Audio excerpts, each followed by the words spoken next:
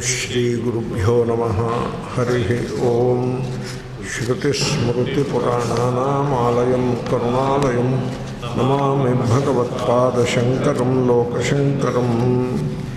नारायणं नमस्कृत्य नरं चैव नरोत्तमं देवीं सरस्वतीं व्यासं ततो जयमुदीरयेत्। भूतात्मा परमात्मा च मुक्तानां परमागतिः अव्ययः पुरुषः साक्षी क्षेत्रज्ञोऽक्षर एव च। పురుషః మీరు వింటూ ఉంటారు ఈ పురుషః అనే పదం. ఇంగ్లీష్లో ఉండే పెర్సన్ అనే మాట పురుషః నుంచి వచ్చింది. ఆ రెండు పురుష నుంచి రావడం అని కాదు, రెండు సంబంధము కలిగిన పదములు మాత్రమే. అది ఒక భాష ఉండేది, ఆ భాష ఇప్పుడు లేదు, అది అంతరించిపోయింది. ఆ భాష నుంచి రెండు ప్రవాహములు పుట్టాయి. ఒకటి భారతీయ భాషలు, సంస్కృతము హిందీ ఇచ్చారు ఒక ప్రవాహం. ఇంకో ప్రవాహము జర్మన్, లాటిన్, ఇంగ్లీష్, అది ఇంకోటి. ఒకే భాష నుంచి రెండు ప్రవాహములు పుట్టాయి. సో ఈ భారతీయ భాషలు, యూరోప్లో ఉండే జర్మన్, లాటిన్ భాషలు, ఈ రెండు కూడా ఒకే ఒకే భాష నుంచి పుట్టాయి. ఇది ఎలాగంటే ఒకే మానస సరోవరం నుండి రెండు వేరువేరు నదులు పుట్టినట్లుగా. ఓకే, ఆ భాష ఇప్పుడు లేదు, ఆ ఒరిజినల్ భాష ఇప్పుడు లేదు. దానికి ఇండో యూరోపియన్ లాంగ్వేజ్ అని పేరు పెట్టారు భాషాశాస్త్రవేత్తలు. దానిని మన ఇండియన్ ఇండాలజిస్ట్స్, భాషాశాస్త్ర ఫైలాలజిస్ట్స్ అంటారు. ఇది సైన్స్, ఇది భాషకు సంబంధించిన సైన్స్.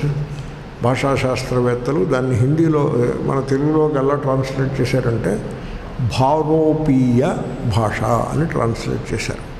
భారత, యూరోప్ కలిపితే ఇటు భా పెట్టండి, అటు రోప్, భారోపీయ భాష, దాని నుంచి పుట్టాయి.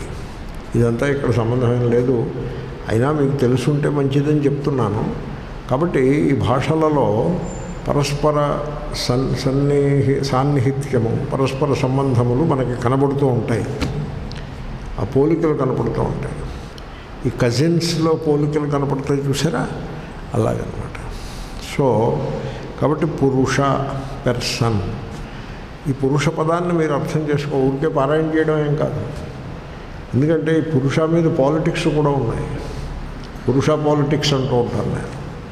ఇప్పుడు కర్మశాస్త్రంలో పురుష అంటే అర్థం మగవాడు అని అర్థం.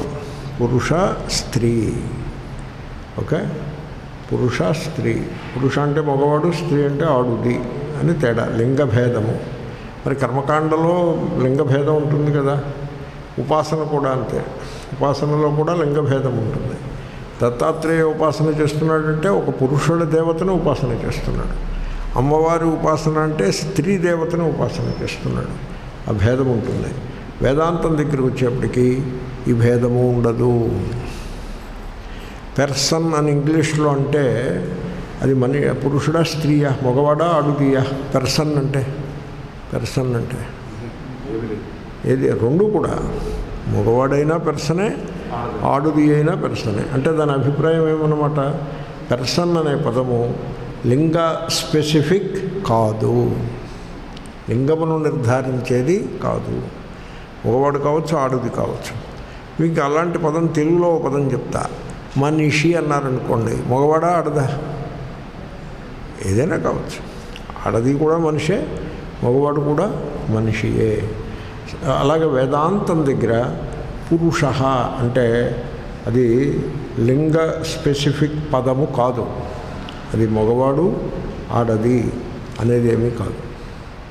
ఇప్పుడు మీరు వైద్యశాస్త్రం తీసుకోండి, గైనకాలజీ అన్నారనుకోండి, స్త్రీ స్పెసిఫిక్, అది కేవలము స్త్రీలకు సంబంధించిన వైద్యం. అలాగే పురుష స్పెసిఫిక్ వైద్యాలు ఏవో కొన్ని ఉంటాయి, పురుషుడికి సంబంధించినటువంటి వైద్యములు కొన్ని ఉంటాయి. కానీ అలాంటివి కొద్ది, ఒకటిక్కడ ఒకటక్కడ మినహాయించేస్తే మిగతా వైద్యములన్నీ కూడా పురుషులకు, స్త్రీలకు సమానంగా ఉంటాయి. కార్డియాలజిస్ట్ అంటే పురుషుల కార్డియాలజిస్ట్ వేరు, స్త్రీల కార్డియాలజిస్ట్ వేరు ఉండరు. ఓకే. పెల్విక్ సర్జన్స్ అని ఉన్నారు, దాంట్లో పురుషులకు వేరుంటారు, స్త్రీలకు వేరుంటారు. ఐసైట్ మన ఆఫ్థల్మాలజిస్ట్ పురుషులకు స్త్రీలకు ఒకటే. కాబట్టి ఎక్కడ భేదం ఉంటుందో అక్కడ ఉంటుంది, భేదం లేని చోట ఉండదు. ఓకే. బ్యూటీ పార్లర్స్ ఉంటాయి, పురుషులది వేరు స్త్రీలది వేరు, భేదం ఉండే చోట ఉంటుంది. మన పాయింట్ ఏమిటంటే ఇక్కడ వేదాంతంలో భేదం ఉన్నదా లేదా, విష్ణు సహస్రనామంలో భేదం ఉన్నదా లేదా అంటే మన వాళ్ళు విష్ణు సహస్రనామాన్ని ఏ స్థితికి తీసుకొచ్చారంటే భేదం ఉండే స్థితికి పట్టుకొచ్చారు కదా. విష్ణు అంటే దీని మీద నేను చాలా విస్తారంగా చెప్పాను. మిస్టర్ విష్ణు అని కనుక తయారు చేసి పెడితే భేదం ఉంటుంది. కాబట్టి ఇక్కడ పురుష శబ్దాన్ని భేదపూర్వకంగా వీళ్ళందరూ వ్యాఖ్యానం చేస్తూ ఉంటారు, ఈ ప్రచారకులు ప్రబోధకులు అందరూ కూడా. చాలా తప్పు. వేదాంతంలో అటువంటి భేదమేది ఉండదు. ఓకే. కాబట్టి ఇక్కడ పురుష అంటే అది పురుషుడు మగవాడు ఆడది అనే ప్రసక్తి కాదు. నెంబర్ 1. పురుష పాలిటిక్స్ అని అనొచ్చా అంటారా? ఈ టాపిక్ని అనొచ్చు కదా. There are politics in it. Okay. Then there is another politics in it, another issue. ఇవన్నీ మీరు అర్థం చేసుకోవాలి. ఊరికే బుడుడు బసవన్నలాగా పారాయణలు చేయడం కాదు. నేను అలా అంటూ ఉంటాను, ఏమనుకోకండి. ఓకే. సో రెండవ ఇష్యూ ఏమిటంటే దేవుణ్ణి పురుష అంటున్నాడు ఇక్కడ. భగవాన్ సహస్రనామం కదా, దేవుడికి పురుష అని పేరు. మరి జీవుడికి ఏమిటి పేరు? పురుష అనే పేరు. జీవుణ్ణి పురుష అంటారు. మరి దేవుణ్ణి పురుష అంటే, జీవుణ్ణి పురుష అంటే ఎలాగ ఈ పురుష శబ్దాన్ని వ్యాఖ్యానించటం? అయితే దీంట్లో పాలిటిక్స్ ఏం చేశారంటే పురుషోత్తమ అని ఇంకో పదము గలదు. ఓకే. దాన్ని పురుషోత్తమ అనే పదాన్ని శంకరులైతే పురుష సౌ ఉత్తమ, వీడు పురుషుడు ఉత్తముడు అని వర్ణిస్తారు. ఉత్తమ పురుషస్త్వన్య అనే దాన్ని సమానాధికరణ్యము అని అంటారు, లేదా కర్మధారయ అని అంటారు. ఎవడు ఉత్తముడో వాడే పురుషుడు, ఎవడు పురుషుడో వాడే ఉత్తముడు అని. అలా కాకుండా ఈ పాలిటిక్స్ ఎలా ఉంటాయంటే ఈ భేదవాదులు అంటే జీవ ఈశ్వర భేదమును స్వీకరించేవాళ్ళు, జీవేశ్వర భేదము అంటే ద్వైతులు అని అర్థం. ద్వైతులు మీకు అద్వైతంతో తోడుగా చాలా ఇంకా ఏవో విశేషాలు పెడతారు. అద్వైత శబ్దాన్ని తీసుకుని దానికి శుద్ధాద్వైతము, తర్వాత విశిష్టాద్వైతము, ఇంకా ఉన్నాయి 2 వచ్చాయి. ఇంకా ఏమున్నాయి అలాంటివి? కేవలాద్వైతము, ద్వైతాద్వైతము, 4 పేర్లు చెప్పాను. ఇవన్నీ ద్వైతములే. చూసారా, మీకు ద్వైతానికి ముందు ఏ పేరు పెట్టినా అది ద్వైతమే. ఇంగువ గడ్డ కింద ఉందంటే దాంట్లో ఇంకేదో కలిపారనమాట, బెల్లం పౌడర్ ఏదో కలిపారు అనమాట. పోనీ ఇంగువ దృష్టాంతం మీకు నచ్చకపోతే ఇంకోటి తీసుకోండి. అది అద్వైతం అంటేనే అద్వైతం. దాని ముందు ఇంకా ఏదైనా జోడించారంటే అది ద్వైతం అయిపోతుంది. ఓకే. కాబట్టి ఈ ద్వైతులందరూ కలిసి ఈ పురుషోత్తమ శబ్దాన్ని కర్మధారయ సమాసంగా తీసుకోకుండా షష్ఠీ తత్పురుష సమాసంగా తీసుకున్నారు. అంటే పురుషాణం ఉత్తమ అంటే అనేక మంది పురుషులు ఉంటారు, వాళ్ళందరిలో ఉత్తముడు, వాళ్ళందరికంటే గొప్పవాడు ఇంకో పురుషుడు. ఎవరు? దేవుడు. మనమందరము పురుషులము, ఇంకో పురుషుడు దేవుడు. దీన్ని భేదము అంటారు. అలా వ్యాఖ్యానం చేస్తారు ఈ పురుష శబ్దాన్ని. అది అంగీకారము కాదు, ఇది తప్పది, అలా చేయకూడదు. పురుషోత్తమ శబ్దము ఇది షష్ఠీ తత్పురుషయ కర్మధారయ అని అడిగితే దాన్ని బట్టి అది వాడు చెప్పే సమాధానాన్ని బట్టి వాడి ఆలోచన ఏమిటో మనకు తెలిసిపోతుంది. రామేశ్వర శబ్దం ఒకటి ఉన్నది, అలాంటిదే రామేశ్వర శబ్దం. దాంట్లో రాముడు ఈశ్వరుడు 2 వచ్చాయి, పెద్ద సమస్య. రాముడు అంటే విష్ణు రిలేటెడ్, విష్ణు పరివార ఆయన. ఈశ్వరుడు అంటే శివ పరివార, శివుడికి మరో పేరు ఈశ్వరుడు. ఇప్పుడు ఈ రామేశ్వరుణ్ణి ఏం చేయాలి? రాముడు అంటే మనం వేరే పెడతాం రామాలయం, శివాలయం అంటే దట్ ఈస్ సెపరేట్. ఇప్పుడు ఈ రామేశ్వర అంటే ఈ కాంబినేషన్ ఎలాగ హ్యాండిల్ చేయటం? శైవులు అన్నారు రామస్య ఈశ్వర, షష్ఠీ తత్పురుష చెప్పారు. రాముడికి ప్రభు అండి ఆయన, రాముడి చేత పూజింపబడిన వాడు, రామునికి కూడా దైవము. రాముడు పూజ చేశాడు శివుడికి, అంచేతనే సేతువును కట్టగలిగాడు అని శైవులు చెప్పారు. ఓకే, వైష్ణవులు ఒప్పుకుంటారండి. వాళ్ళు కళ్ళు ఎర్ర చేసి ఏమిటి మాట్లాడుతున్నావు, షష్ఠీ తత్పురుష అంటావు, తప్పు. రామ ఈశ్వర యస్య సహా బహువ్రీహి చేయమన్నారు. ఎవరికి రాముడు దేవుడో, ఎవరది శివుడు. మీకు తెలియదు ఈ సంగతి. శివుడు ఎప్పుడు ఏం చేస్తూ ఉంటాడు, ఒంటరిగా ఉన్నప్పుడు ఏం చేస్తూ ఉంటాడు, మాల పట్టుకుని రామనామం జపిస్తూ ఉంటాడు. పార్వతికి ఏం చెప్పాడు, నువ్వు రామనామం జపించమని చెప్పాడు కదా. శ్రీరామ రామ రామేతి అంటూ ఏదో చెప్పాడు కదా పార్వతికి. కాబట్టి ఏమిటి అలా మాట్లాడతారు తెలుసుకోకుండా. శివుడు చేసే పని రామనామం యొక్క జపమే. కాబట్టి శివునికి ప్రభువుడు ఎవరు, రాముడు. కాబట్టి బహువ్రీహి చేయాలి అని వైష్ణవులు చెప్పారు. దీన్ని కామకోటి పెద్దవారిని అడిగారు. ఓసారి సభలో ఆయన అడిగారు, ఏమిటండి రామేశ్వర శబ్దాన్ని ఎలా వ్యాఖ్యానం చేయాలని. ఆయన అక్కడి వారేగా, కుంభకోణం పక్కనేగా రామేశ్వరానికి. ఆయన అడిగితే ఆయన అన్నారు, అది రామస్యేశ్వర అని షష్ఠీ కాదు, రామ ఈశ్వర యస్య సహ అని బహువ్రీహి కూడా కాదు, రామశ్చాసౌ ఈశ్వరశ్చ కర్మధారయ సమాసము అని చెప్పారు.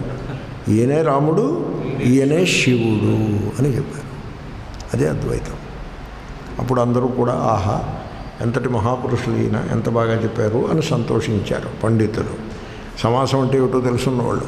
మీలో కొంతమందికి సమాసం అనే ఈ గోలంతా తెలిసి ఉండకపోవచ్చు. మీరు కొంచెం నాతో ఓపిక పట్టాల్సి ఉంటుంది.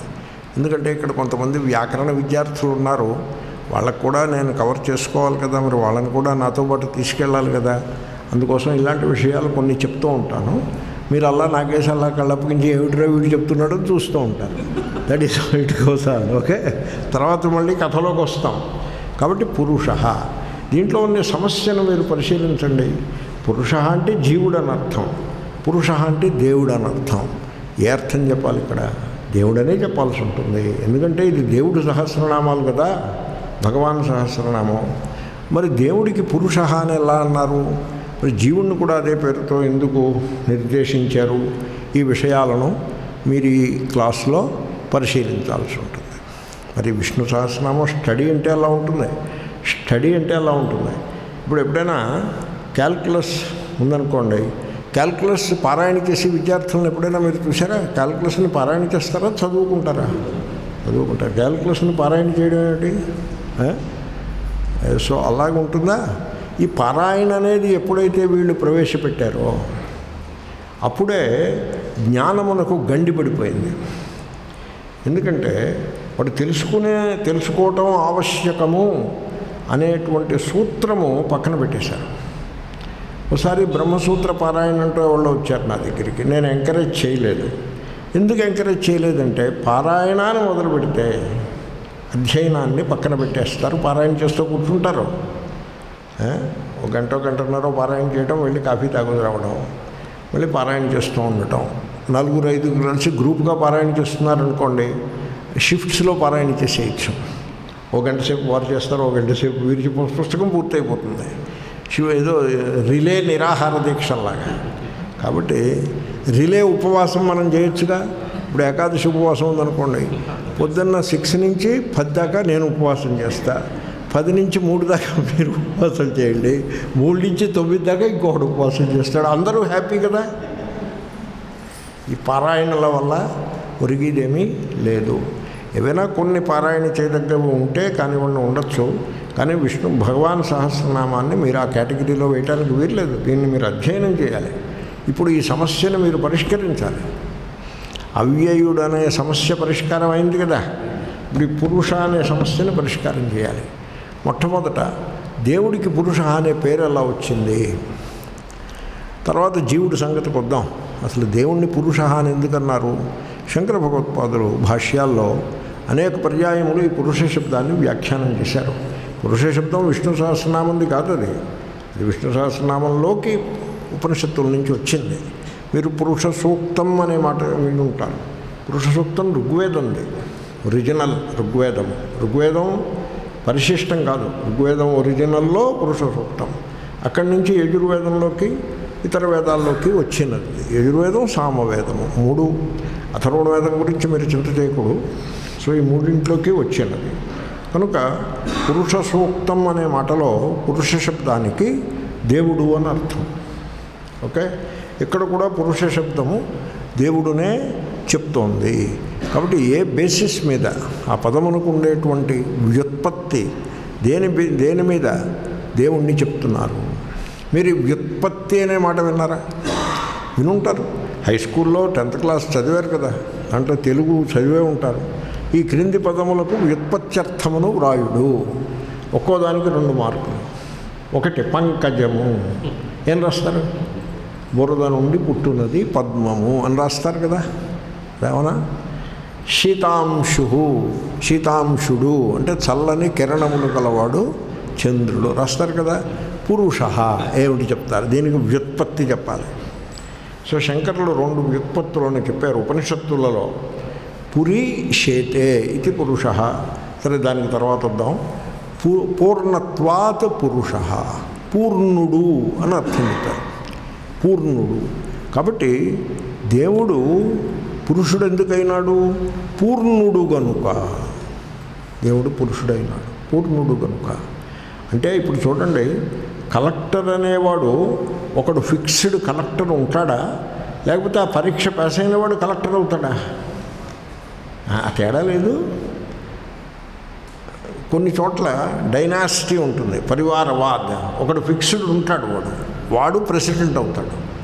అతని తర్వాత అతని పుత్రుడో పుత్రికయో ప్రెసిడెంట్ అవుతారు. ఆ తర్వాత మళ్ళీ వాళ్ళ సంతానం ప్రెసిడెంట్ అవుతారు. అలాగే పరివారవాదం. ఆ రకంగా ఒక ఆయన కలెక్టర్. ఎందువల్ల ఏమిటి? ఆయన కలెక్టర్ అంతే. ఆయన దేవుడు ఎందువల్ల? ఎందువల్ల ఏమిటి? దేవుడు కనుక. అలాగనా? అంటే దేవుడు అనేది ఒక ఫిక్స్డ్ పెద్ద ఆయన అక్కడ ఉంటాడు. అదే మీకు నచ్చిందండి? అది నచ్చితే అట్టు పెట్టుకోండి, నేనేమన్నా అడ్డు రావడానికి. ఒక పెద్ద ఆయన ఫిక్స్డ్గా అక్కడ ఉంటాడు, ఆయన దేవుడు. నచ్చిందా మీకు అది? నాకైతే నచ్చలేదు. నాకు ఇది నచ్చింది. పూర్ణుడు కనుక దేవుడు అంటే అర్థం ఏంటి? సపోజ్ మీరు పూర్ణుడు అనుకోండి, మీరు దేవుడు అవుతారు. సపోజ్ ఆయన ఐఏఎస్ పాస్ అయ్యారనుకోండి, ఆయన కలెక్టర్ అవుతారు. ఈయన ఐపీఎస్ పాస్ అయ్యారనుకోండి, ఈయన పోలీస్ అవుతాడు. Very interesting. శంకర్లు మరి అలా చెప్పారు. శంకర్లు పూర్ణత్వాత్ పురుష అని చెప్పారు. ఎవడు పూర్ణుడో వాడు పురుషుడు అని చెప్పారు. దీన్ని ఈ పూర్ణత్వాత్ పురుష అనే పదాన్ని వ్యాఖ్యానం చేస్తూ ఓ మహాత్ములో మాట చెప్పారు. నేను విన్నాను, విని తల పంకించాను. నేర్చుకుంటూ ఉండాలి మహాత్ముల నుంచి. ఊరికే డూడు బసవన్నలాగా తలకే ఊపడం కాదుగా. ఓ మహాత్ముడు మాట్లాడిగాడు. అది విని అబ్బా వెరీ అమేజింగ్ అని అనిపించింది నాకు. అంటే ఎప్పుడు తోచలేదు. తత్వము అంత సూక్ష్మంగా ఉంటుంది. తీరా చెప్తే సరళంగానే ఉంటుంది, ఎవరైనా తెలుసుకోవచ్చు. కానీ అది చెప్పేదాకా మనకి తోచకపోవచ్చు. నాకు తోచలేదు. ఆ మహాత్ములు ఏమన్నారంటే, మీరు ఆలోచించి చెప్పండి, నేను మిమ్మల్ని అడుగుతున్నా.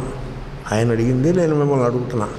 మీరు కూడా ఆలోచించి నాకు చెప్తురు. కానీ మీరు ఈవేళ ఎందుకు వచ్చారు ఇక్కడికి? ఆలోచించడానికి వచ్చారా, తల ఊపడానికి వచ్చారా? Good good good. సో మీరు ఆలోచించి చెప్పాలి. నాకు ప్రశ్న ఏమిటంటే, సపోజ్ ఒక సమయమునందు, ఆ సమయం గంట కావచ్చు, 10 నిమిషాలు కావచ్చు, 1 నిమిషమే కావచ్చు, లేదా 10 సెకండ్లు మాత్రమే కావచ్చు, ఎంతైనా కావచ్చు. తక్కువ సమయం కానీ కొంచెం ఎక్కువ సమయం కానీ మీ హృదయంలో కోరికలు అనేవి ఏమీ లేవు. No Dzire. భయములు ఏమీ లేవు. No fear. ఆలోచించండి, కంగారు పడకండి. ఆలోచించడానికి కంగారు పడకూడదు, ఆలోచించాలి. కోరికలు అంటే నాకు డబ్బు కావాలి, బంగారం కావాలి, ఆస్తి కావాలి, ఇలాంటి కోరికలు. అయితే నేను స్వర్గానికి వెళ్ళాలి, వైకుంఠానికి వెళ్ళాలి, అలాంటి కోరికలు. అటువంటివి ఏమీ లేవు. కొన్ని అపేక్షలు, ప్రతీక్షలు అని 2 ఉంటాయి. అవి కూడా కోరికలే. అపేక్షలు అంటే నేను ఇంటికి వచ్చేప్పుడు నాకు ఒక కప్పు కాఫీ కాచి ఇవ్వద్దా అని భర్త భార్యపై అపేక్ష పెట్టుకుంటాడు. ఇంటికి వచ్చేప్పుడు ఓ పువ్వుల దండు లేదా చెండు తీసుకురావాలనే జ్ఞానం ఉండద్దు అని ఆవిడ అపేక్ష పెట్టుకుంటుంది. పోన్లండి పాతకాలం వాళ్ళు అలాగా. సో ఇవి అపేక్షలు అంటారు. పోనీ బజారు నుంచి వస్తున్నారు కదా, ఓ 4 మల్లె పువ్వులు కొని పట్టుకురావాలనే బుద్ధి ఉండద్దు, జ్ఞానం ఉండద్దు చెప్పాలని అని ఆవిడ అపేక్షిస్తుంది. ఇంటికి రాగానే అయ్యో పాపం ఇంటికి వచ్చారు, ఎక్కడి నుంచో తిరిగి పొద్దున్న ఎప్పుడో పోయి సాయంకాలం వచ్చారు, ఒక కప్పు కాఫీ తాగుతారా ఏమి అని ఒక కప్పు కాఫీ ఇవ్వాలి అని ఆవిడ ఇస్తుందేమో అని వీడు అపేక్షిస్తాడు. అవునా? ఈ అపేక్షని కోరిక అంటారా అనరా? అది కూడా కోరికే, అది కూడా కోరికే, అవి కూడా ఉండకూడదు. ఇంకా ప్రతీక్ష అంటే ఎదురుచూపులు ఉంటాయిగా. వాడు వస్తాడు, నాకేదో పట్టుకొస్తాడు, నాకేదో సేవ చేస్తాడు, నన్ను ఉద్ధరిస్తాడు అని ఎదురుచూపులు, అవి కూడా కోరికలే. కాబట్టి కోరికలు, అపేక్షలు, ప్రతీక్షలు ఏమీ ఉండకూడదు. భయములు, బెంగ ఉంటుంది, అది కూడా భయమే. కొంచెం చింత అంటే వర్రీ, వాడు అక్కడ సరిగ్గా చేరుకున్నాడో లేదో అని చింత, వర్రీ ఉంటుంది. ఈ మధ్యకాలంలో టకటకా ఫోన్లు చేసేస్తారు సరిగ్గా చేరుకున్నారో లేదో అని, దాన్ని వర్రీ అంటారు. అవి కూడా భయమే. కాబట్టి అన్ని రకముల కోరికలు, అన్ని రకముల భయములు ఏవి కూడా లేశమైనను మీ హృదయమునందు లేని సమయము, ఒక్క కొద్ది సమయము ఉంటుందంటారా ఉండదంటారా? జీవితంలో ఉంటుందండి. ఎవరికి ఉంటుంది? మహాత్ములకు, సన్యాసులకు మాత్రమే కాదండి, గృహస్థులకు కూడా ఉంటుంది, జైల్లో ఉన్న వాళ్ళకు కూడా ఉంటుంది, బ్యాంకుకో దేనికో కన్నం వేసి వాళ్ళకు కూడా ఉంటుంది, అందరికీ ఉంటుంది. కొద్దిపాటి సమయం దేని యందైతే కామనలు, భయములు సుతరాము ఉండవో ఉంటుందంటారా అటువంటి సమయం. ఇప్పుడు ప్రశ్న ఏమిటంటే, అటువంటి సమయంలో ఆ క్షణముల కొద్దో గొప్ప ఆ క్షణముల యందు మీకు దేవుని యొక్క భావన కలుగుతుందా? ఆలోచించి కంగారు పడి చెప్తారు ఏమిటి అలాగా? కోరికలు, భయములు ఏమీ లేనప్పుడు మీకు దేవుడు గుర్తుకు వస్తాడా? రాడండి. ఎందువలన? మళ్ళీ ఆలోచించకుండా ఠక్కుమన సమాధానం చెప్తారు. అయ్యో, ఎందువలన? ఎందువలనో చెప్పమంటారా? ఆ దేవుడు మీకంటే భిన్నంగా లేడు కనుక. అర్థమైందా? అది పురుష అంటే. పూర్ణత్వాత్ పురుష.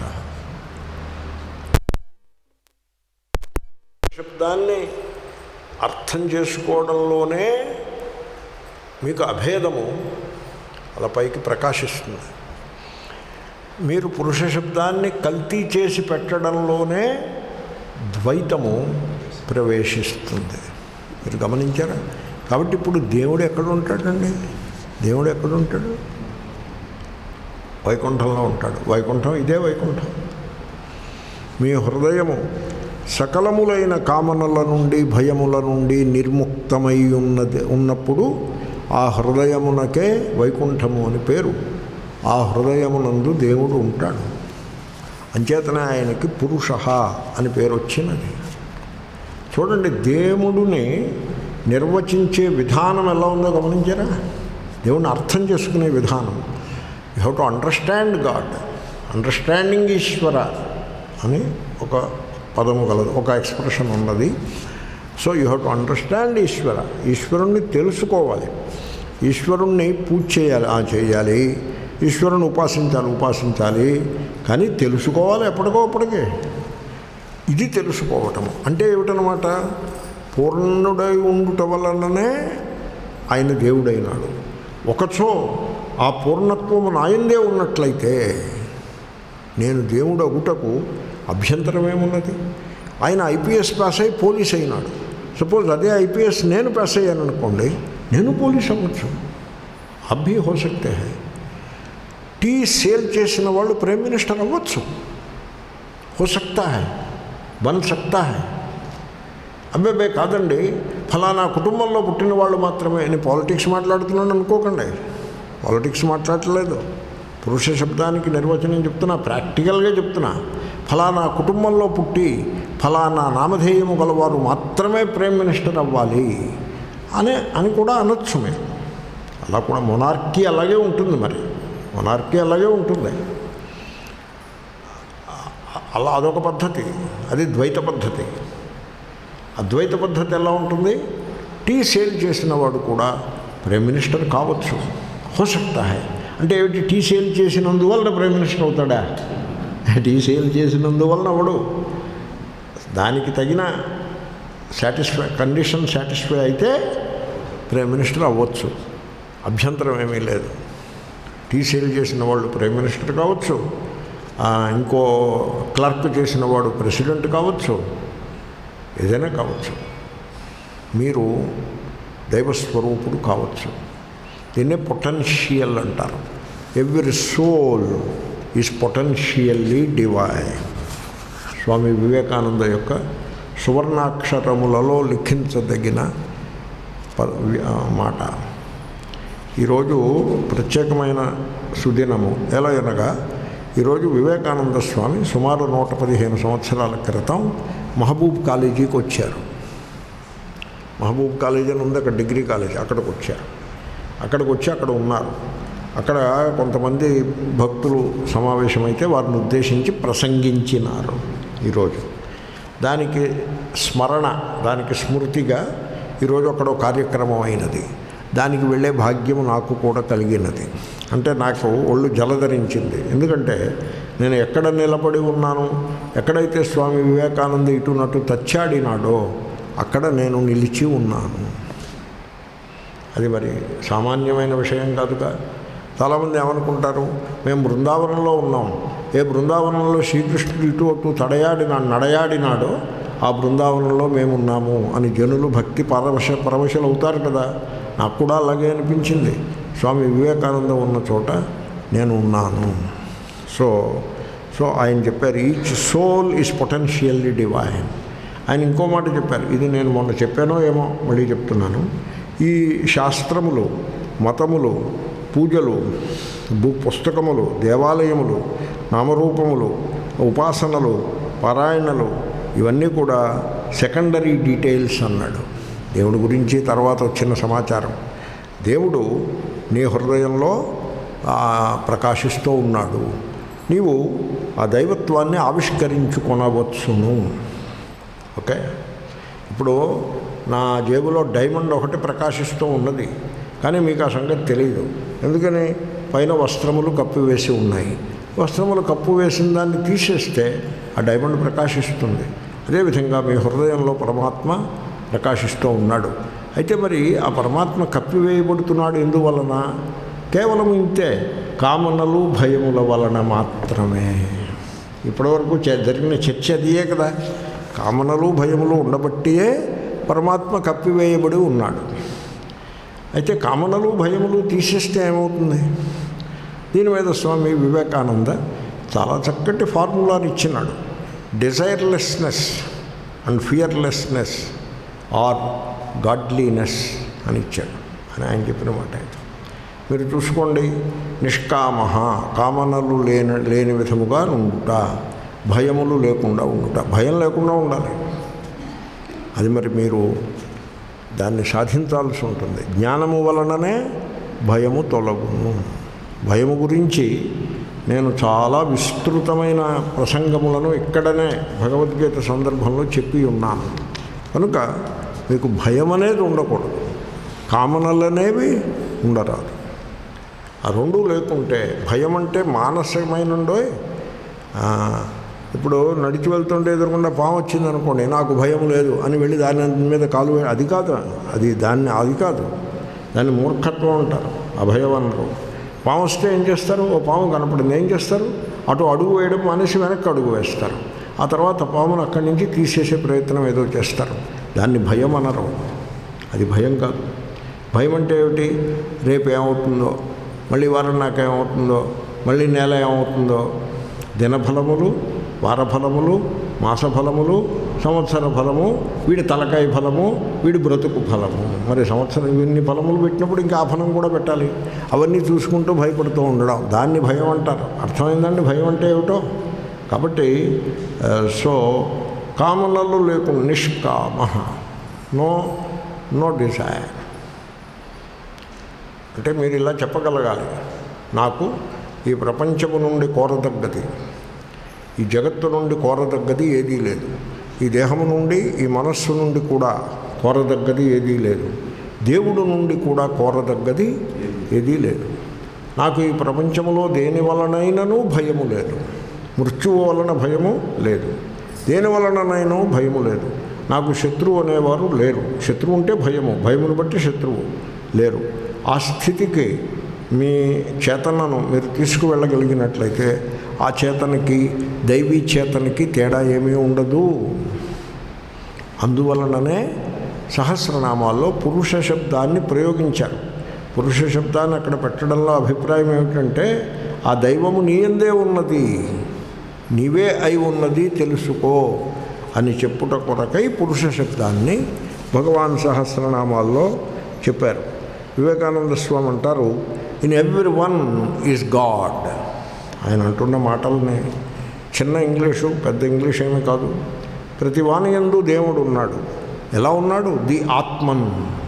ఇన్ ఎవ్రీ వన్, ఆయన ఎలా చెప్తారో చూడండి. In every one is God, the Atman. ఏది ఆత్మయో అదే దైవం. All else is but dream, an illusion. మిగిలినదంతా అంటే ఏమిటి? జగత్తు, నువ్వు, నేను, ఇల్లు, వాకిలి, పూజలు, ఉపాసనలు, ఇదంతా కూడా ఒక మిథ్యా ప్రపంచంలో భాగమే సర్వం. మిగిలిన అధ్యాత్మ, అధిభూత, అధిదైవ భేదమంతయు కూడా కల్పన మాత్రమే. నీ స్వరూపము దైవము, అది పురుష. కనుక మీరేం చేయాల్సి ఉంటుందంటే మీ యందు ఆ ప్రకాశిస్తున్నటువంటి ఆ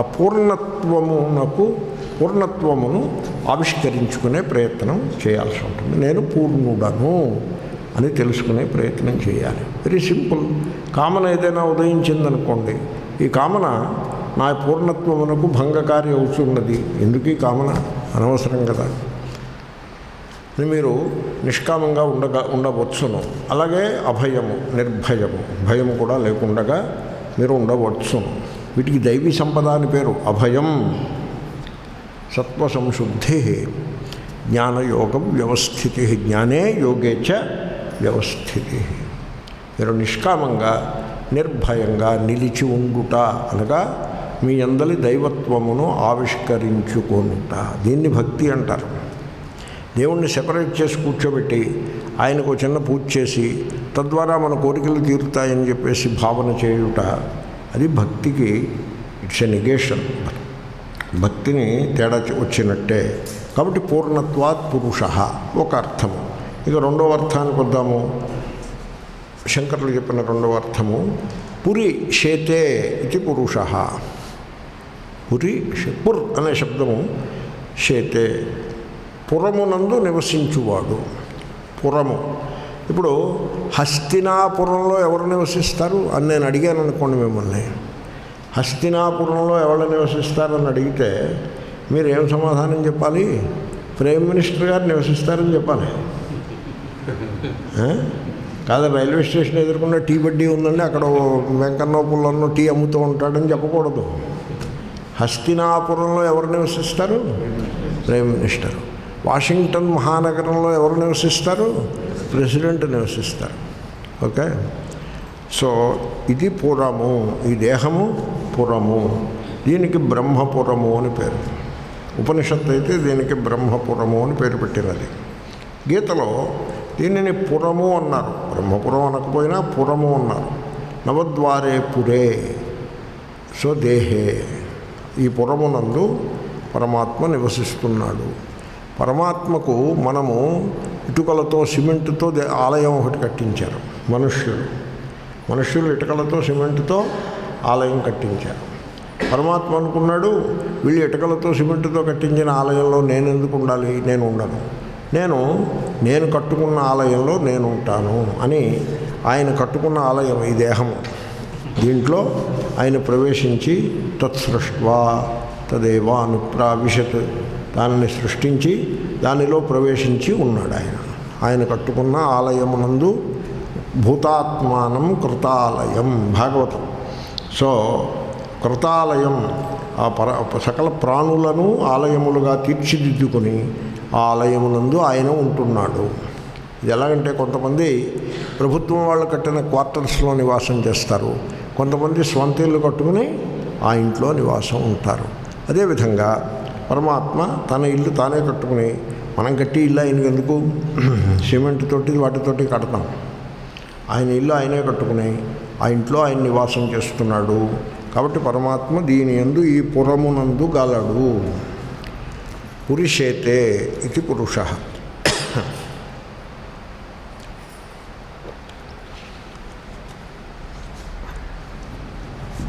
చెరువునందు నీరు గలదు. ఓకే, నీరు ఎక్కడ ఉన్నది? జలాశయమునందు తటాకమునందు గలదు. ఓకే, నీరు తటాకమునందు గలదు. మరి అలలు ఎక్కడ ఉన్నాయి? తటాకమునందే గలవు. కాబట్టి ఇప్పుడు తటాకమునందు ఎన్ని ఉన్నాయి? ఒక నీరు 100 అలలు 101 ఉన్నాయి. ఒక నీరు 100 అలలు ఉన్నాయి అనియా? లేక ఈ 100 అలలు ఆ నీరు కంటే వేరే లేనేలేవు? అవి మీరు 100 అని లెక్కబెట్టినా 1 + 100 = 1. ఈ మ్యాథమెటిక్స్ ఎప్పుడైనా విన్నారా మీరు? 1 + 0. తటాకంలో కెరటములు ఏమీ లేవు, నీరు మాత్రమే గలదు.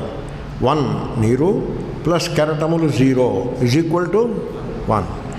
1 నీరు ప్లస్ కెరటము 1 = 1. అయితే 2 అన్నారంటే పోయింది, ద్వైతంలో పడిపోయారు.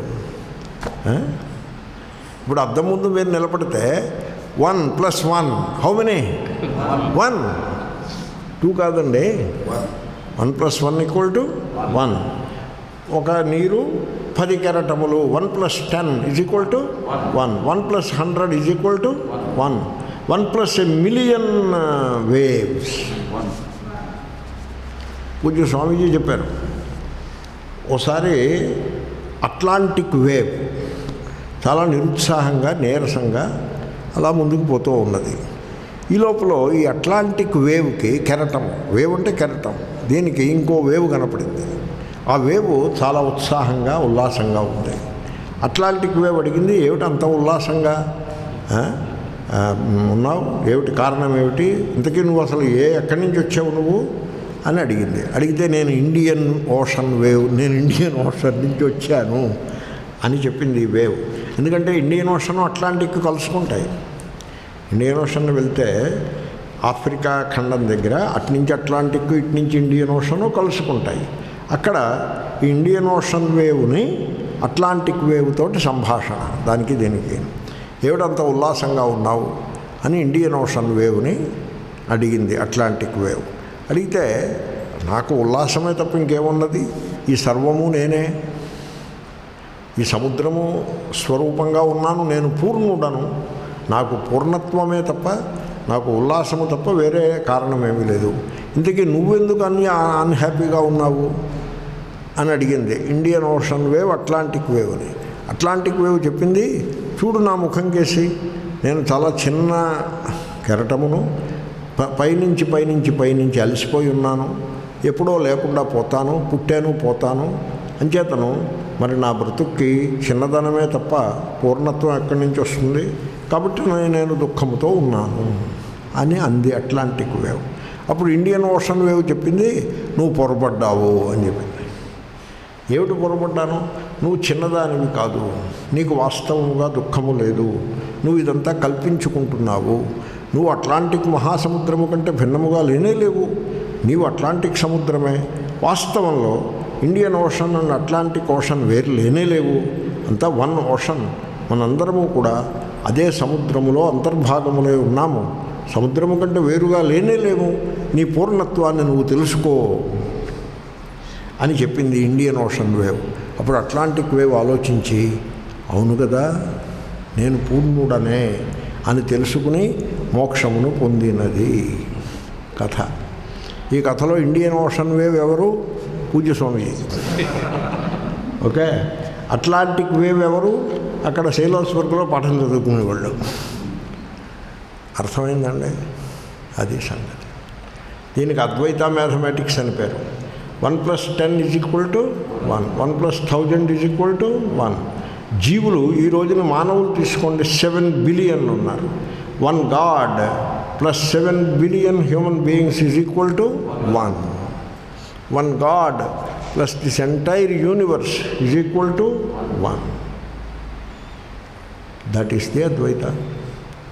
కాబట్టి పురుషేతే, పరమాత్మ ఇక్కడ ఉన్నాడు, బ్రహ్మపురము దీన్ని. సో ఓ కవి అన్నాడు, హే శివ లేకపోతే హే ఈశ్వర, నీ ఎడల నేను అపరాధము చేశాను, క్షమించు. ఏమిటి అపరాధము? త్వద్యాత్రయ వ్యాపకత హతాతే. నీవు అక్కడెక్కడో కాశీలోనో రామేశ్వరంలోనో ఉన్నావని భావించి రైలు బస్సు ఎక్కి ప్రయాణం చేసి తద్వారా నీ ఎడల నేను అపరాధము చేసినాను. ఏమిటది? నీవు సర్వవ్యాపకుడవనే సత్యమును గుర్తించకుండా నీవు అక్కడెక్కడో తిరుపతిలోనో మరో చోట కూర్చుని ఉన్నావని అని భ్రమపడి యాత్రను చేయుటయే నేను నీ ఎడల చేసిన అపరాధము అన్నాడు ఒక కవి. ఆ కవి పేరేమిటి? ఆయన సిద్ధాంతలేశ సంగ్రహం రాసిన అప్పయ్య దీక్షితుడు గారు. త్వద్యాత్రయా వ్యాపకత హతాతే అన్నారు. అంచేతనే నేను ఈ మధ్యన ఇంకా యాత్రలు చేయడం మానేశాను. ఎందుకు మనం ఈ అపరాధం ఎందుకు చేస్తూ ఉండడం? కాబట్టి ఇది పాయింట్ అర్థమైందా మీకు? ద పాయింట్ ఈజ్, మీ హృదయము లోపల పరమాత్మ గలడు. ది ఆత్మన్, ఈశ్వరుడు మీ హృదయము లోపల ఆత్మరూపుడుగా ఉన్నాడు. మీరు ఆ ఈశ్వరుడికి వేరుగా ఉంటారా, ఈశ్వరునితోటి మమేకమై ఈశ్వరునిలో ఐక్యమై ఉంటారా? మీ ఇష్టం.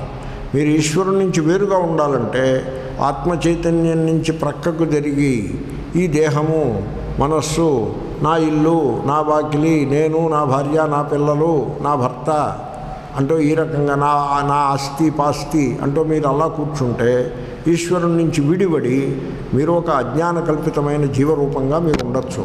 అలా ఉన్నప్పుడు కూడా అది యథార్థం కాదు, అది కల్పితమైన జీవరూపమే.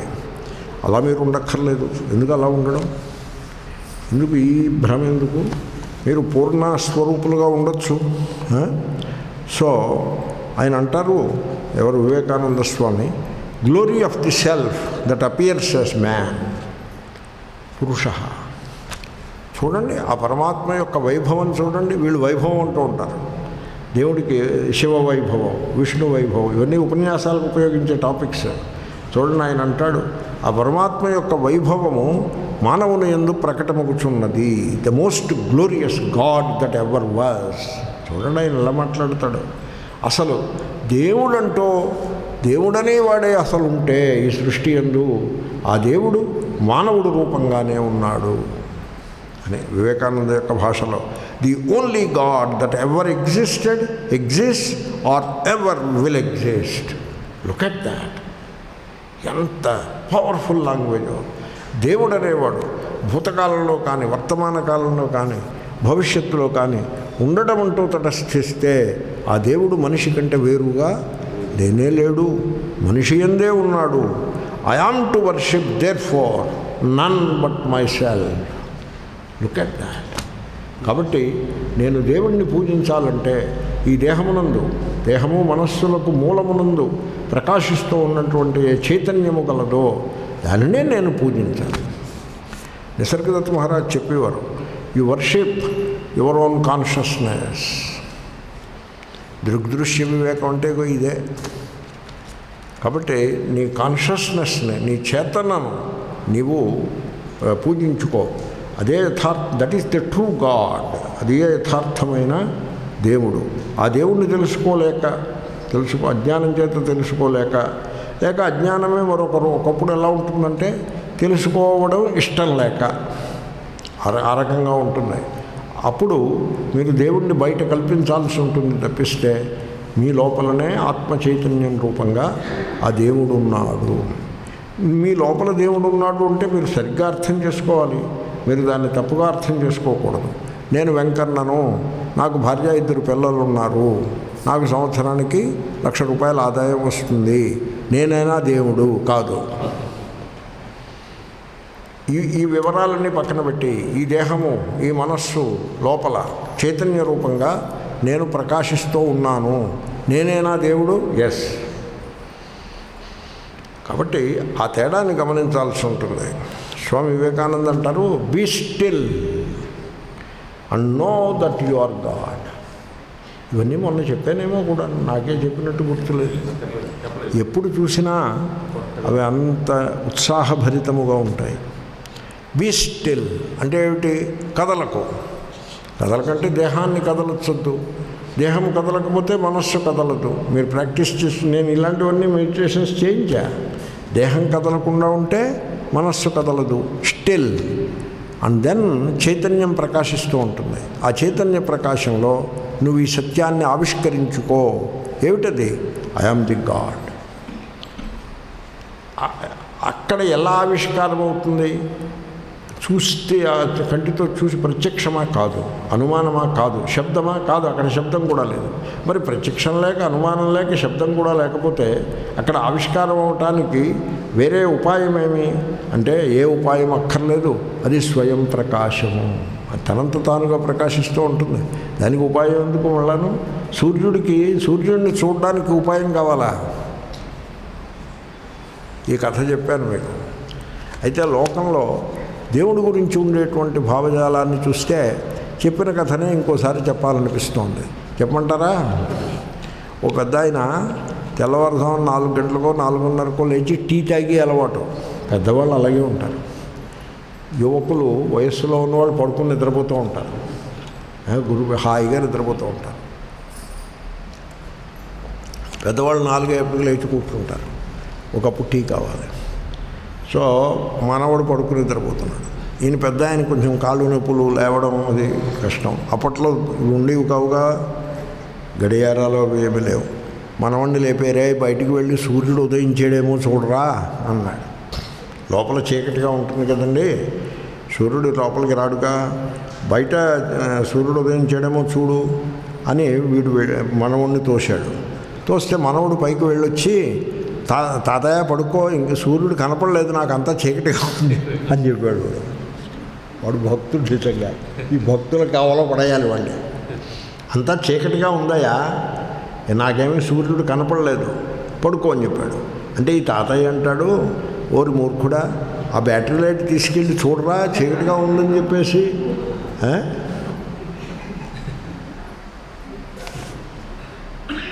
ఈ ప్రమాణవాదులు ఇలా ఉంటారు.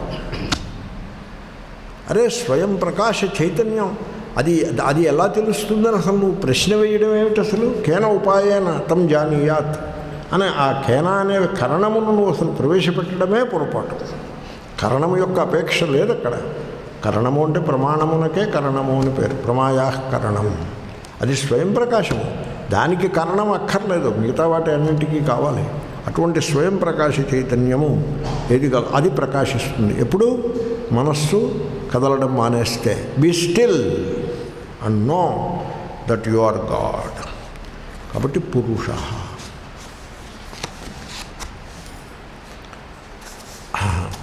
తర్వాత పురుష అనగానే ఆ సీక్వెన్స్ చాలా విలక్షణమైనది.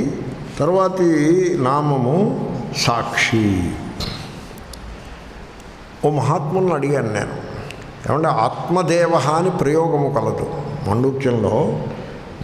ఆత్మాదేవస్వమాయయ ఇదం సర్వం సృజతి ఆత్మాదేవ స్వమాయయ. ఈ సర్వమును దేవుడు సృష్టిస్తాడు కదా. ఏ దేవుడు? ఆత్మదేవుడు సృష్టిస్తాడు. తన యొక్క మాయాశక్తి చేత ఈ సర్వమును ఆత్మదేవుడు సృష్టిస్తాడు. మరి ఈ ఆత్మదేవుడు మనకు అనుభవానికి రావడం ఎలాగా? అనుభవానికి రావాలి కదా. ఆత్మదేవుని యొక్క అనుభవమే ఈశ్వరుని యొక్క అనుభవము. ఈశ్వర అనుభూతి ఉండాలండి. అనుభూతి లేని మాటలు అనవసరం, అనుభూతి ఉండాలి. అనుభూతి అంటే ఈ రోడ్డు మీద ఈ డ్యాన్స్ చేస్తూ ఊరేగింపులో అవి చేస్తారు, అది కాదండి. అది అనుభూతి అనుకున్నారు. ఇలా ఊగిపోతూ చేస్తూ ఉంటారు. లేకపోతే దేవుడు పూనేడని చెప్పేసి ఊగిపోతూ ఉంటారు. అవి అనుభూతులు కావు. వాటిని అనుభూతులుగా ప్రయత్నిస్తారు నమ్మించడానికి. అది అనుభూతి కాదు. అలా ఊగిపోయేవాడికి తెలుస్తూ ఉంటుంది మనం బాగా ఊగిపోతున్నామా లేదా అని. తర్వాత అడుగుతాడు, ఎరా నేను బాగా ఊగిపోయానా అని. అవును. సో అనుభూతి ఆ విధంగా ఉండదు. సో ఈశ్వరానుభూతి అంటే ఆత్మయే దేవుడు అనే అనుభూతి కలుగుట ఎట్లు అంటే ఓ మహాత్ముడు చెప్పాడు, నువ్వు చూసుకో, నీకేసి చూసుకోవాలి. దేవుడన్న ప్రతిసారి మీరు మీకేసి చూసుకోవాల్సి ఉంటుంది. మీకేసి చూసుకో, మీ అనుభవాన్ని నువ్వు అంచనా వేసుకో. ఇప్పుడు జాగ్రత్త అవస్థ కలదు. ఏమిటి జాగ్రత్త అవస్థ? మీకు మెలకువ వచ్చినప్పటి నుంచి మనస్సు పరిపరి విధములుగా ఆలోచిస్తూ ఉంటుంది. అది జాగ్రత్త అవస్థ. ఆ అవస్థ తెలుసునా మీకు? తెలుసు. స్వప్నావస్థ, మీకు నిద్రపోయినప్పుడు కళలు వచ్చి ఆ మనస్సు పలు పలు విధములుగా ఆ కళలలో కదలుతూ ఉంటుంది. అది స్వప్నావస్థ. మీకు ఆ అనుభవం ఉన్నదా? ఉన్నది. సుషుప్తి, గాఢ నిద్ర అంటే మనస్సు ఏ రకమైన కదలికలు ఉండవు, ఇంద్రియముల జ్ఞానములు ఎలాగూ ఉండవు, మనస్సు కూడా కదలడం మానేస్తుంది. ఏమీ తెలియకుండగా పడి ఉంటారు. మొద్దు వలె. మొద్దు అంటే దొంగ వలె పడి ఉంటారు, హాయిగా నిద్రపోతారు. ఈ అనుభవం మీకు ఉన్నదా? ఈ మూడు అనుభవములు కలవా? ఇప్పుడు మీలో ఈ అనుభవం ఉందేమో చూడండి. ఏమిటా అనుభవము? జాగ్రత్త కాదు, స్వప్నము కాదు, సుషుప్తి కాదు. అటువంటి అనుభవం ఏమైనా ఉన్నదా? మరి ఏమిటనుకుంటున్నారు వేదాంత క్లాస్ అంటే? ఏం పెళ్ళివారు కాఫీలు టీలు లేకపోతే పురాణం అలా కాదు. మీరు చూసుకోండి, మీకేసి చూడండి. ఆలోచించడానికి వచ్చారు కదా, మరి ఆలోచించండి. తనకి తాను ఆలోచించుకో. నా యందు జాగ్రత్త స్వప్న సుషుప్తుల యొక్క అనుభవము కంటే విలక్షణమైన అంటే తేడా కల వేరే అనుభవము ఉన్నదా? Very interesting. ఉన్నది. మీకు ఉన్నది అనిపించట్లేదు? కొద్దిసేపే ఉండొచ్చు కాక ఆ కొద్దిసేపట్లో మీరు కలగనుటలేదు, నిద్రపోవటలేదు. జాగ్రత్త ప్రపంచము యొక్క ధ్యాస అది కూడా మీకు లేదు. ఈ దేహము మనస్సు కూడా జాగ్రత్త ప్రపంచములో భాగమే. అంటే మనస్సులో చెలరేగుతూ ఉండే సంకల్పముల యొక్క ధ్యాస లేదు, దేహము యొక్క ధ్యాస లేదు. అటువంటి అనుభవము మీకు ఉందా లేదా? ఉంది. ఇప్పుడు మీరు అంటే మరి నేను ఇలా వ్యాఖ్యానం చేస్తే మీరు దాన్ని సరిగ్గా క్యాచ్ చేస్తారో చేయరో అని నాకే శంక. ఎప్పటికప్పుడు నాకే శంక. నేనే తుమ్ముకుంటూ ఉంటాను, నేనే ఆశీర్వదించుకుంటూ ఉంటాను. ఓకే, నా శంకకి నేనే సమాధానం చెప్పుకుని మళ్ళీ చెప్తూ ఉంటాను. ఇప్పుడు మీకు ఇటువంటి అనుభవము ఇప్పుడు మీరు ఎలా చెప్పడం? సపోజ్ మీరు ఒక మంచి పరిమళభరితమైన మంచి పుష్పము ఎవరో మీ చేతికి ఇచ్చారు, ఏదో బహుమానంగా ఇచ్చారు, పరిమళభరితమైన పుష్పము. ఆ పుష్పము యొక్క పరిమళమును ఆఘ్రాణిస్తూ మిమ్మల్ని మీరే మరిచిపోయారు. ఏమండి? అప్పుడు ఆ అవస్థ అంటే మిమ్మల్ని మీరే విస్మరించినటువంటి అవస్థ, ఆ అవస్థ అది జాగ్రత్త, స్వప్నమా, సుషుప్తియా? ఏది కాదు. ఓ మహాత్ముడి దగ్గరికి ఒక ఆయన వెళ్ళి పూల బొకే ఇచ్చినాడు. ఆ పూల గుత్తి, ఆ గుత్తికేసి అలా చూస్తూ ఉండిపోయాడు మహాత్ముడు. అప్పుడు ఈ భక్తుడు అన్నాడు, ఏమండి మీకు పూల గుత్తి ఇచ్చి నేను పొరపాటు చేశానేమో, మీరు నాకేసి చూస్తారేమో అని పూల గుత్తి ఇస్తే మీరు నన్ను చూడడం మానేసి ఆ పూల గుత్తినే చూస్తూ కూర్చున్నారే అని అన్నాడు. ఓహో అలాగా, పక్కన అదే ఇంకేసి చూశాను. అర్థమైందా మీకు? అదేమిటండి, అయ్యో అలా పక్కన మానేసేసారేమిటి? మరి అదేమిటిరా, నువ్వు నాకేసి చూడమన్నావు కదా, నీకేసి చూస్తున్నాను. నువ్వు పూల గుత్తికేసి చూసినా తప్పే, నీకేసి చూసినా తప్పే. కాబట్టి మిమ్మల్ని మీరే మైమరిచిపోయినటువంటి అవస్థ ఉన్నదా? ఎప్పుడైనా అనుభవానికి వచ్చినదా? వచ్చి ఉంటుంది. అప్పుడు జాగ్రత్త కాదు అది. అంటే మీ ధోరణి, మీ ధ్యాస మీకు లేదు, చుట్టూ ఉండే ప్రపంచం యొక్క ధ్యాస లేదు. అది జాగ్రత్త కాదు, స్వప్నము కాదు, సుషుప్తి కాదు. అదే ఆత్మదేవుడు అంటే. ఆత్మదేవుడు అంటే అదే. ఆత్మదేవుడు అంటే అదే. అవును. మీరు నిశ్చలంగా కదలకుండా కూర్చుని జాగ్రత్త సంకల్పములనన్నిటినీ విడిచిపెట్టేసి, అంటే ఏం లేదు, అలా ఒకదాని తర్వాత ఒకటి విడిచిపెట్టడం అంటూ ఉండదు. మనస్సు నిశ్శబ్దమైపోతుంది అంతే. మనస్సులో ఇంక చలనము ఉండదు. మీరు తెలివిగా ఉంటారు. మనస్సులో చలనము ఉండదు అంటే జాగ్రత్త కాదు, స్వప్నము కాదు. మీరు తెలివిగా ఉంటారు కానీ కాబట్టి నిద్ర కాదు. అటువంటి అనుభవం మీకుంది. ఆ అనుభవమే, ఆ అనుభూతియే, ఆ చైతన్యమే ఆత్మదేవుడు. అదే ఆత్మదేవుడు, అదే మీ స్వరూపము, అదే పురుష శబ్దమునకు అర్థము. సో మరి జాగ్రత్తలోకి వచ్చేది ఏది, జాగ్రత్తలోంచి పోయేది ఏది? ఆత్మ కాదు, బుద్ధి, మనస్సు జాగ్రత్తలోకి వస్తుంది, జాగ్రత్తలోంచి మళ్ళీ స్వప్నంలోకి, సుషుప్తిలోకి పోతూ ఉంటుంది. కాబట్టి నిద్రలేచేది ఆత్మ చైతన్యం కాదు. మీరు ఎప్పుడు కూడా ఆత్మ చైతన్యమును సూర్యుడితో పోల్చుకుంటూ ఉండాలి. పగలు రాత్రి సూర్యుడికి ఉండవు, పగలు రాత్రి సూర్యుడికి ఉండవు. పూజ్య స్వామిజీ ఒక కథ చెప్పారు దీని గురించి. మీకు మళ్ళీ చెప్పాను, మళ్ళీ చెప్తున్నాను. ఒకసారి నారద మహర్షి సూర్యలోకానికి వెళ్ళాడు. నారద మహర్షి అన్ని లోకాలకి వెళ్తూ ఉంటాడని మీరు విన్నారు కదా. ఆయనకి వీసా ఉంది, యూనివర్సల్ వీసా ఉంది. సూర్యలోకానికి వెళ్ళాడు.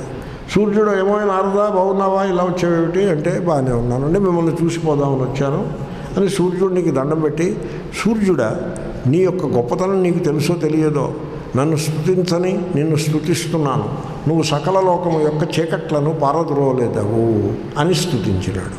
అంటే సూర్యుడు అడిగాడు, చీకటి అంటే ఏమిటని అడిగాడు. నేను పారద్రోలుతున్నానని అంటున్నావే, మరి నాకు తెలియాలి కదా, నేను పారద్రోలుతూ ఉంటే నాకు తెలియాలి చీకటి అంటే ఏమిటి అని అడిగాడు. అంటే ఏమిటంటే ఏం చెప్పమంటావా, నీకు చూపిస్తాను రా అని కిందకి చూశాడు. కింద అమెరికాలో పొగలు, జపాన్లో రాత్రి. జపాన్ తీసుకెళ్ళాడు చీకటిని చూపిద్దామని. తీరా జపాన్ వెళ్ళేప్పటికీ జపాన్లో పొగలు వచ్చేసింది, అమెరికాలో రాత్రి. అయ్యయ్యో మనం మిస్ అయిపోయాం చీకటిని, అది జపాన్ నుంచి అమెరికాకి వెళ్ళిపోయిందో, గబగబా రా అని అమెరికాకి పట్టుకొచ్చేప్పటికి అక్కడ చీకటి లేదు. అప్పుడు దండం పెట్టి, నీకు చీకటిని చూపించడం నా వల్ల కాదు అంటే, మరి చీకటిని చూపిస్తానని పట్టుకొచ్చి నన్ను నిరుత్సాహపరిచావు, ఏమయ్యా మాట తప్పావు, సరే కానీలే అని సూర్యుడు వెళ్ళిపోయినాడు తన లోకానికి. ఎలా ఉంది ఈ కథ? కాబట్టి బుద్ధికి స్వప్నము, జాగ్రత్త, సుషుప్తి అనే 3 అవస్థలు ఉంటాయి. ఆత్మయందు ఏ అవస్థ ఉండదు.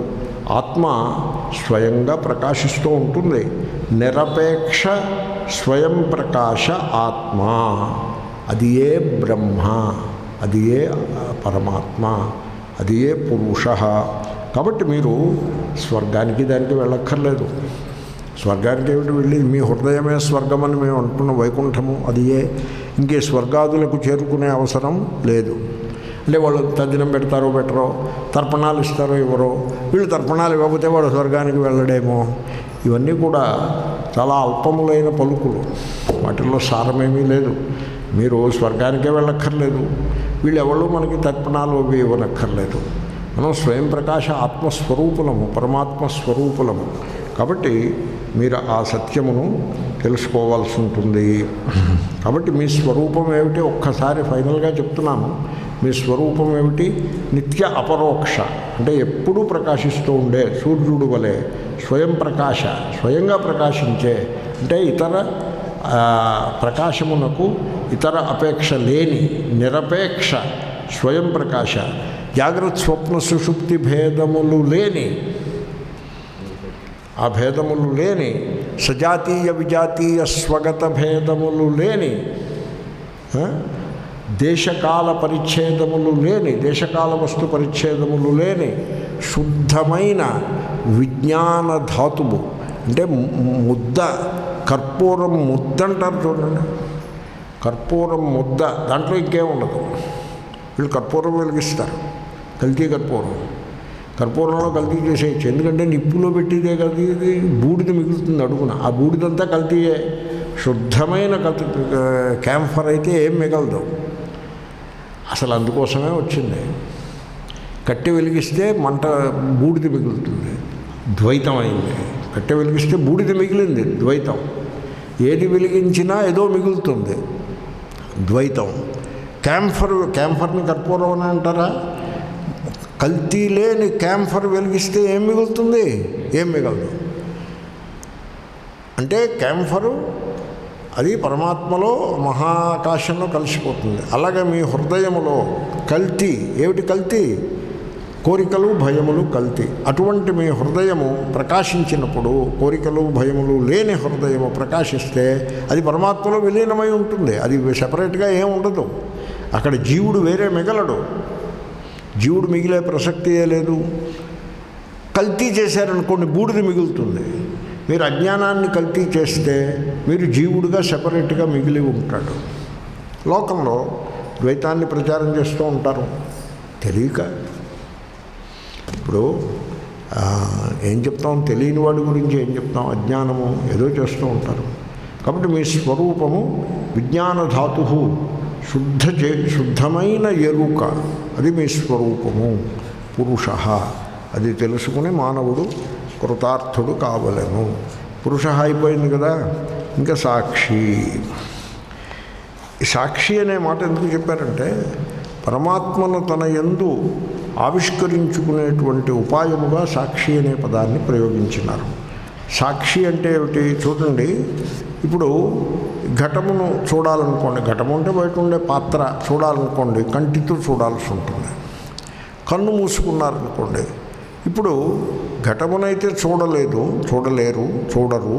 కానీ కన్ను మూసుకున్నది, చూపు పనిచేయటం లేదు, కాబట్టి అంతా చీకటిగా ఉన్నది అని తెలుస్తోందా లేదా? లేకపోతే శూన్యం అయిపోయిందా? సర్వశూన్యం అయిపోయిందా? సర్వశూన్యం అంటే ఏమిటి? కళ్ళు మూసుకోవడమైనది, అంతా చీకటి, ఘటపటాది వస్తువులు తెలియటలేదు అని కూడా తెలియకూడదు. దాన్ని సర్వశూన్యం అంటారు. కళ్ళు మూసుకుంటే సర్వశూన్యమైందా? అవ్వలేదు. ఆ చీకటి, చూపు పనిచేయుటలేదు, తాత్కాలికంగా చూపు పనిచేయుటలేదు అని తెలుస్తూ ఉంటుంది. ఎవరికి తెలుస్తుంది? ఆలోచించాలి. ఊరికే ప్రశ్న అడగగానే తుసుక్కుమని సమాధానం చెప్పడం కాదు, ఆలోచించాలి. ఎవరికి తెలియట్లేదు?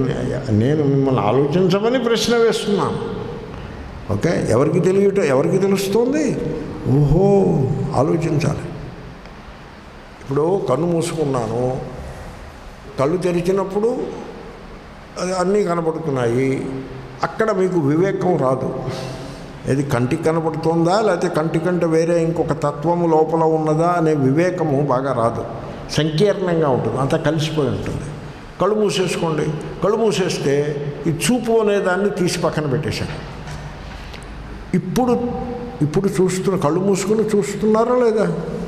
చూస్తున్నారు. ఏం చూస్తున్నారు? ఏమీ కనబడటం లేదు అనే సత్యమును చూస్తున్నారుగా. అది కూడా చూడటం లేదా? చూస్తూనే ఉన్నారు. ఏమీ చూచుట లేదు అని, దేనిని చూడకపోవుటను, దేనిని చూడకుండుటను చూస్తూ ఉన్నారు. You are seeing that there is nothing being seen. చూస్తూ ఉన్నారు మీరు, యు ఆర్ సీయింగ్. కాబట్టి కంటి వెనక ఉండి చూసేటువంటి ఒక చూపు గలదు. చక్షుషశ్చక్షు. ఓకే, మనస్సుతో సకల జగత్తును మీరు తెలుసుకుంటున్నారు. సకల జగత్తును మీరు మనస్సుతో తెలుసుకుంటారు. అదిగో దూరమునందు పర్వతము గలదు, ఆ పర్వతముపై ధూమము అంటే పొగ వచ్చుచున్నది, అనగా అది అగ్నిపర్వతమై ఉంటుంది, లోపల అగ్ని ఉంటుంది అని మీరు తెలుసుకున్నారు. దేంతో తెలుసుకున్నారు? మనస్సుతో తెలుసుకున్నారు. ఓకే, కళ్ళు మూసుకున్నారు. సరే, ఇప్పుడు అది అగ్నిపర్వతము అని తెలుసుకున్న మనస్సుని మనస్సు కదలడం మానేసింది, మనస్సు తెలుసుకోవడం మానేసింది అని నేను తెలుసుకుంటున్నానుగా. ఇప్పుడు కన్ను చూడడం మానేసింది అని తెలుసుకున్నట్లే మనస్సు తెలుసుకోవడం మానేసింది, ఘటపటాది ప్రపంచమును తెలియట మానివేసినది, మనస్సు నిశ్చలమైనది అని మీరు తెలుసుకుంటున్నారు కదా. That you are knowing. Who is that? అది ఎవరు? ఆలోచించండి. మీరు ఆలోచించాల్సి ఉంటుంది. అది మీరే, అంతకంటే వేరే ఉపాయం లేదు. దానికి ఒక పేరు పెట్టమంటే నేను పెడతా. పేరు ఎందుకంటే పెట్టడం? పేరు పెట్టడం అవసరమే. పేరు ఎందుకు పెట్టడం? పిల్లవాడు పుట్టాడు, చక్కగా పెరుగుతున్నాడు, ఎందుకు పేరు పెట్టడం అనవసరం. కాదులేండి, అవసరం ఉంది, పెట్టండి. ఎందుకంటే వీడిని నలుగురు పిలుస్తారు, పేరు పెట్టండి. పెట్టచ్చు, మీరు ఏదో పేరు, ఏ పేరు పెట్టినా ఒకటే. ఈ పేరు పెట్టడం గురించి అంతా ప్రతీదీ మతమే, ప్రతీదీ విశ్వాసమే, ప్రతీదీ అంధవిశ్వాసమే, నమ్మకమే. అలా తయారు చేసి పెట్టుకున్నారు మతాన్ని. Very unfortunate. పూర్వం అలా పెట్టేవారు కాదు పేర్లు. చక్కగా వ్యాకరణ శుద్ధంగా ఏదో పేరు పెట్టేవారు. ఒక మహర్షికి శునక అని పేరు పెట్టారు. ఎంత బాగుందో చూడండి పేరు. శునక అంటే కుక్క అని అర్థం. సంస్కృతంలో పేరు కాబట్టి కొంచెం వినడానికి బాగుంది, తెలుగులో అయితే కొంచెం విడ్డూరంగా ఉంటుంది. శునక, ఆయన పేరు శునక మహర్షి. ఆయనకు ఒక కొడుకు ఉండేవాడు, ఆయన పేరు శౌనకుడు. ఈ పేరు విని ఉంటారు. ఇంకొక ఆయనకి మండూక అని పేరు పెట్టారు, కప్ప అని పేరు పెట్టుకున్నారు. ఆయనకు ఋషి మండూక మహర్షి. ఆయన కొడుకు పేరు, ఆయన తయారు చేసిన ఉపనిషత్తు పేరే మాండూక్యం. సో ఇంకొక ఆయనకి కొంచెం పొడుగాటి పేరు పెట్టారు, శ్వేతాశ్వతరహ అని పేరు పెట్టారు. అంటే తెల్ల కంచరగాడిద అని పేరు పెట్టారు. కంచరగాడిద పేరు. వైదిక నామధేయములన్నీ ఇలాగే ఉంటాయి. అన్ని పేర్లు, పశువుల పేర్లు, పక్షుల పేర్లు. ఇంకొక ఆయన పేరు తిత్తిరిహి, తిత్తిరి పక్షి పేరు అది, తీతు పక్షి, దాని పేరు పెట్టారు ఆయనకి. ఆయన నుంచి వచ్చిన వేదము తైత్తిరీయము. సో కాబట్టి పూర్వం వాళ్ళు పెంటయ్య, పుల్లన్న పేర్లు ఎంత మంచి పెంటయ్య అని ఒక ఆయన, నాకు మిత్రుడు ఒక ఆయన ఉండేవాడు, మంచి సమర్థుడైన వేదాంత సాధకుడు. అలాగే పుల్లన్న, పుల్లయ్య, గొప్ప గొప్ప సైంటిస్టులు కూడా ఉన్నారు ఆ పేరుతోటి. పిచ్చయ్య, దీనికోసం పేరు ఇంత పొడవు సుబ్రహ్మణ్య వెంకటేశ్వర సత్య సాయి దేశ దాటి పెట్టి చిట్టి ఇంత పొడుగు పేరు పెట్టి వాడి ప్రాణం తీయడం, వాడిని విసిగించడం అలా అక్కర్లేదు. ఏం పిచ్చయ్య, ఎంత బాగుంది పేరు. సో ఇలాంటి పేర్లు కూడా పెడతారు. గున్నయ్య, ఎప్పుడైనా విన్నారు? మాకు మిత్రుడు ఉండేవాడు గున్నయ్య. కాబట్టి ఏదో పేరు. ఇప్పుడు ఇంతకీ కన్ను మూసుకున్నప్పుడు ఆ సత్యమును దర్శిస్తూ ఉండే మనస్సు సంకల్పించడం మానేసినప్పుడు కూడా ఆ సత్యమును తెలుసుకుంటూ ఉండే, అంటే మనస్సు సైలెన్స్ సైలెన్స్ తెలిసే చైతన్యమా? సైలెన్స్, ఇన్నర్ సైలెన్స్, లోపల ఉండే సైలెన్స్, ఆ సైలెన్స్ని తెలిసే చైతన్యం, ఎరుక. కాబట్టి అది ఎవరండి?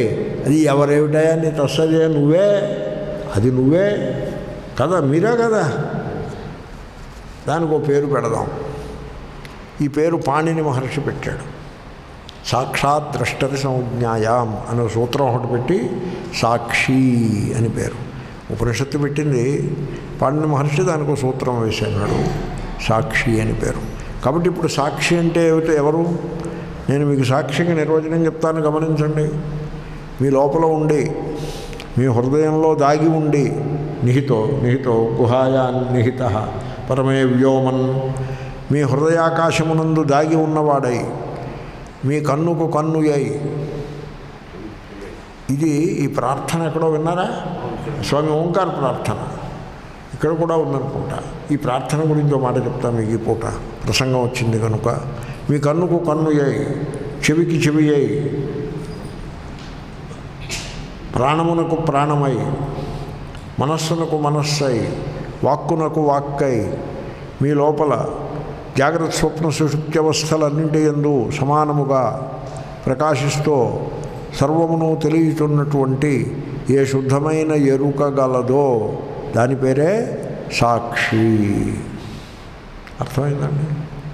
ఏమంటే మీరు సాక్షి గురించి చెప్తున్నారు, దేవుడి గురించి చెప్పాలి కదా, భగవాన్ సహస్రనామం కదా, భగవాన్ గురించి చెప్పాలండి, సాక్షి గురించి చెప్తారు ఏమిటి అంటే అదేనండి మరి. అందుకోసమే ఆ సాక్షియే భగవాన్. కాదండి, ఆ సాక్షి నేను కదా, ఆ సాక్షి నేను కదా, మరి భగవాన్ అంటారేమిటి? అవును, నువ్వు సాక్షివా సుబ్బన్నవా? అది సంగతి. నువ్వు సాక్షివా సుబ్బన్నవా అంటే సుబ్బన్ననా, అయితే పో, నువ్వు దేవుడికి పో, ఇంటికి వెళ్ళు, సుబ్బమ్మ వెయిట్ చేస్తూ ఉంటుంది, పో ఇంటికి. ఓకే? కాదండి, సుబ్బన్న పేరు, నేను పేరు ఎలా అవుతాను?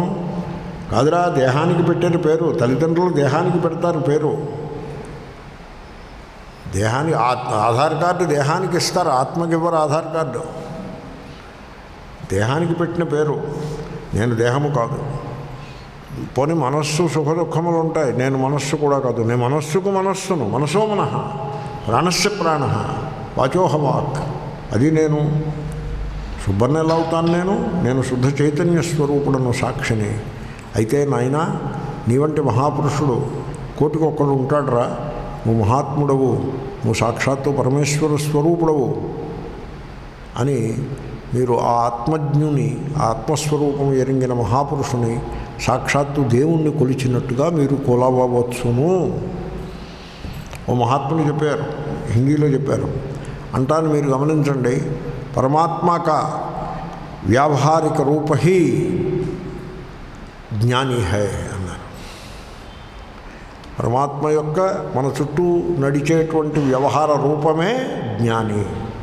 జ్ఞాని కా పారమార్థిక రూప హీ ఈశ్వర హై అని చెప్పారు. కాబట్టి జ్ఞానిని ఈశ్వరుణ్ణి సెపరేట్ చేయటం ఎవరి వల్ల కాదు. జ్ఞాని త్వాత్మైవ మే మతం, భగవద్గీత.